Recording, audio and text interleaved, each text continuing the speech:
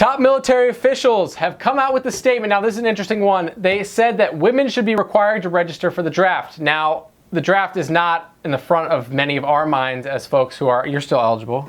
I am, and I've already registered for the draft. I mean, I've registered. I'm saying you're still eligible to be drafted. You're eligible till you're 35, right? Is it 35? I thought it was way younger than that. I don't know. We'll have to get a fact checker on that one.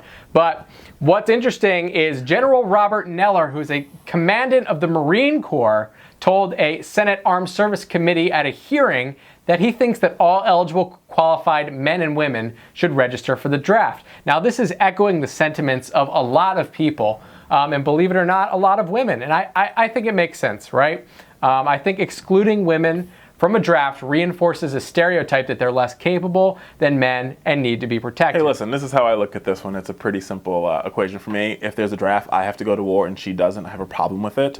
I think it's sexist and wrong that I have to go and she doesn't. If she's and if you know, and here's the thing.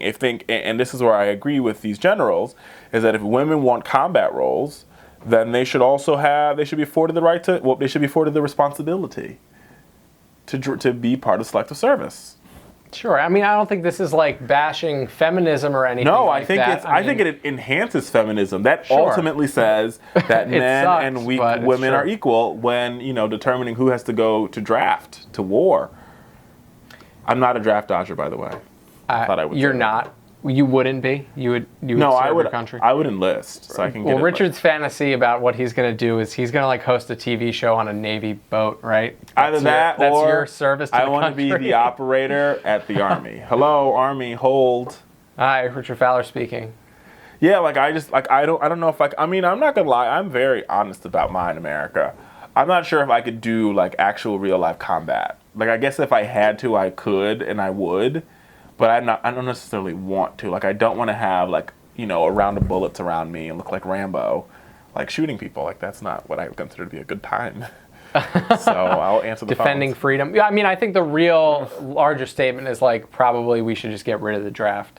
I think the likelihood of a scenario where people need to be drafted is unlikely. You're the expert, Richard. What do you think? How am I the expert on drafts? I don't know. You know nuclear weapons. I figured you know. No, I do know nuclear all weapons. International engagements. No, I know nuclear weapons very well. Well, I know that it's a political atom bomb, and anyone who...